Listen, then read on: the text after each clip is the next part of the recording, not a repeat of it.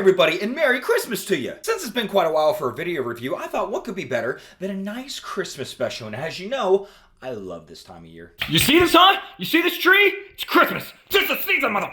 Like I said, I'm here to talk about a lovely Christmas special for you, and today I decided on a holiday classic from my youth. I think when it comes to Christmas specials, there are none more famous than the Rudolph TV special. Well, besides Charlie Brown, maybe, but screw this guy, I like stop-motion Santa Claus. Production company Rankin and Bass seemed to kind of have a chokehold on the holiday special market in the 60s and 70s, creating stories out of famous seasonal songs such as Santa Claus is Coming to Town, Frosty the Snowman, and Here Comes Peter Cottontail. They did venture into other pieces of animation like 1999's The King and I, as well as the animated series for the Osmonds. This is the 70s, they were also trying to animate the political system to us. Drugs are something else. But I'm not here to deep dive into Rankin and Bass's repertoire. Let's start with the thing that put them on the map. The stop-motion classic, Rudolph the Red-Nosed Reindeer. If you know the song, you know the story. Rudolph born with a shiny red nose, all the other reindeer make fun of him, he meets a mountain man, fights a giant, abominable snowman? Okay, yeah, they had to make it an hour-long story here. It's considered a classic in TV history and plays on network television annually. But then I remembered something I actually forgot about till recently, and I had to discuss it with all of you.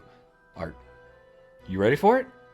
It has a sequel. What the hell is this? It is nothing sacred. The most classic holiday special of all time got itself a direct-to-video sequel nearly 40 years after the original? I'm not talking about Rudolph's Shiny New Year or Rudolph and Frosty's Christmas in July that just used the same main character. I'm talking a full-on continuation of this original story. Rudolph the Red-Nosed Reindeer and the Island of Misfit Toys, that's a mouthful, released 37 years later, is a direct sequel to the original TV special with none of the original voice actors and no involvement from Rankin and Bass. And I'm kind of sad to admit, I watched the shit out of this growing up. I have the VHS of this one, yeah, the soundtrack too. Why? I don't know. Maybe I was in this 3D animation phase at the time.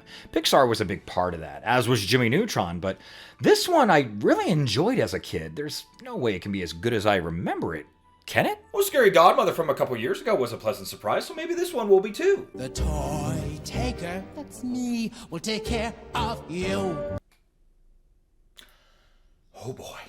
So as you can see, the big difference here is this is 3D animated as opposed to the standard stop motion from the original. The story starts off with some toys from all the houses being stolen away by whom we call the toy taker. Our storyteller here is a snowman again, but not Burl Ives, this is Scoop, played by Richard Dreyfuss. So even though this story is a sequel to the original, Rudolph looks like he did when he was a child and not grown up with big antlers. I guess this was a marketing decision. Damn it to hell, we gotta sell plushies, cut the antlers! We have all your favorite characters here. Santa, the elves, Yukon Cornelius, Clarice, and of course, Awkward Motion. Yeah, this animation isn't great. They don't flow correct, which makes lots of timing like dancing or dialogue kind of off.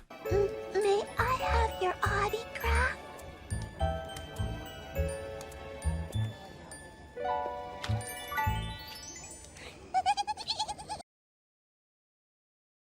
Rudolph is upset that he's famous and wishes he was like everyone else. You know, they could always go back to treating you like shit. Pick a lane, my guy. A kite comes to the party and says King Moonracer has a toothache, so Hermie, now a dentist, and Rudolph set out for the Island of Misfit Toys. Rudolph, still sulking about being famous, gets a pep talk song from Hermie.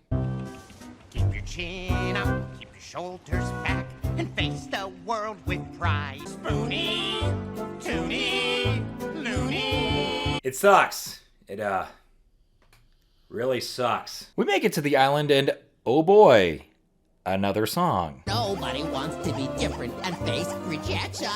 Does anybody like me? I sure do. Can reindeer take Prozac? Again, another song that just isn't very good. Nothing to progress the story. It's just like a, we need one here. They're walking, make a walking song. Getting out of bed, head to the bathroom. Why did I have the Thai food? While Hermie is fixing the king's tooth, the toy taker ends up stealing from the toy warehouse up at the North Pole. That son of a bitch! On the way back to the North Pole, Rudolph and Hermie get caught in a storm, crashing their vehicle, but escape by Rudolph flying.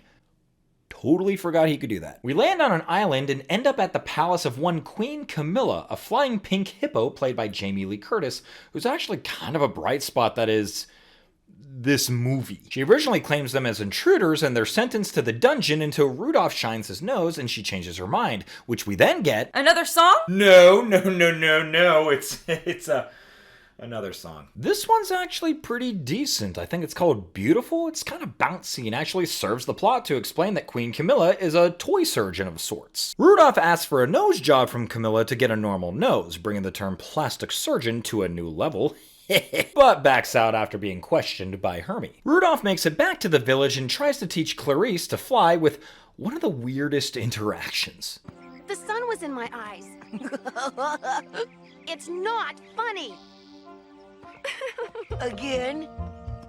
Now that I'm all warmed up. What the hell was that? Rudolph explains he wants to get a nose job, much to Clarice's dismay, but tells her he loves her, which makes her fly. Hey, I love you!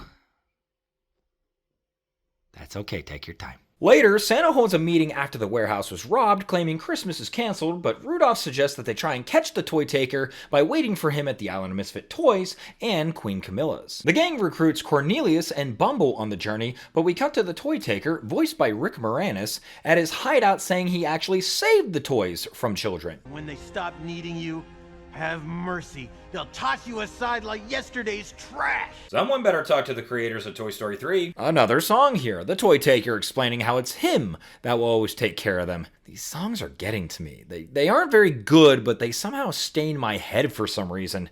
Like Taylor Swift music. We're going into 2026 swinging on a redwood.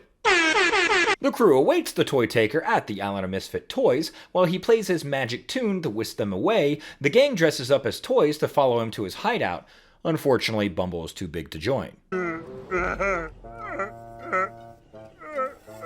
If this ain't me when they get my Grubhub order wrong. On the blimp to the hideout, the gang is found out, but the toy taker attempts to escape. Cornelius chases him, but puts holes in the blimp with his cleats, and he ends up falling off to his death. Okay, he was caught by Bumble. Rudolph shines his nose at the toy taker, which makes him jump from the blimp into the peppermint mines. Bumble ends up catching the crashing blimp while Rudolph and Clarice chase the toy taker in the mines. I will say, I'm a sucker for a POV of a runaway mine train. Always reminds me of Crazy Roller Coasters and Indiana Jones. Two of my favorite things. That and the economy. Cornelius, while riding Rudolph, ends up lassoing the toy taker, who is revealed to be an old teddy bear with stuffing falling out. The bear, whose real name is Mr. Cuddles, explains in song how he wanted to steal the toys because his owner eventually grew up and ultimately threw him out. You mean like When She Loved Me from Toy Story 2? Man, there's a lot of Toy Story references in here. This is such a sad song and feels very morbid. I mean, hell, look, he has tally marks in the cardboard box like a prisoner. Dear God. Santa promises to take him back to his owner, Queen Camilla stitches him up, and Rudolph declines the nose job, seeing how his nose saved him and his friends throughout their adventure. We have another song discussing the best Christmas, which... I'm just happy it's short. So the story ends with Santa delivering Mr. Cuddles to his former owner's house, who has a child of his own now, and rides off into the Christmas night. The end. So that was Rudolph the Red-Nosed Reindeer, and the island, yeah, it sucked. Clunky animation, a forgettable story, and mostly annoying songs. I can't even remember why I liked this so much. Maybe I really wanted a sequel to a classic TV special, and I'm like, neat, this'll do, but come on, young Rich, have some standards. Is this the worst thing I've seen? No, not at all, but it's definitely unnecessary, and that's what I can say about most everything here. It's unnecessary. The move to 3D animation was unnecessary. These songs were unnecessary. The whole aspect of a sequel to this TV special was unnecessary. The biggest positive I'll give it is the voice acting. We have Kathleen Barr of Ed and Eddie fame, plus the wonderful Scott McNeil and Gary Chalk from Scary Godmother here, as well as the big names of Richard Dreyfuss, Jamie Lee Curtis, and Rick Moranis doing their best. So we had to get 3 horror legends to sell the Rudolph sequel. Dreyfuss from Jaws, Curtis from Halloween, and Moranis from... yeah, Brother Bear. Compared to Scary Godmother, that at least had some semblance of wackiness to go along with its bizarre animation style, plus it was made for television. This was a whole shebang. It's a full-length film. They said, we're going big here, and fumbled. I'm not gonna recommend this one, gang. I'm sorry. Just stick with the original Rankin and Bass. Hell, I'd watch Nestor the Long-Eared Christmas Donkey before this. Unnecessary and pointless. This Rudolph sequel is one that's worth reindeer pellets, not silver and gold.